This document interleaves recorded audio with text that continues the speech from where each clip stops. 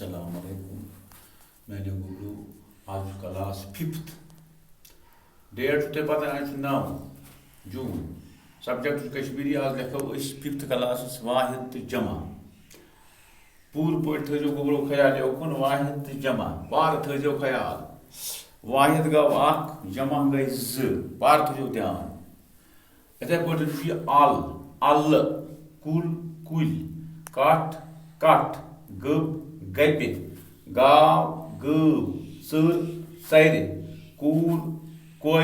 हट हच जंग जंग ठूलस गो ठूल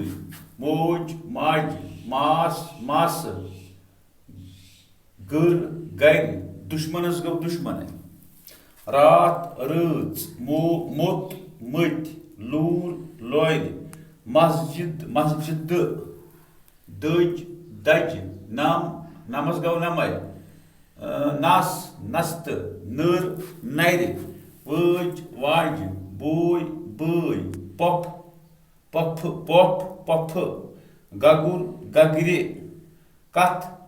कथ यह क्या तो जनाबी वाहिद जमा थो साफ साफ लिखित मुमकिन एग्जामस मे बे नजर याद कर खुदा कर कामयाब।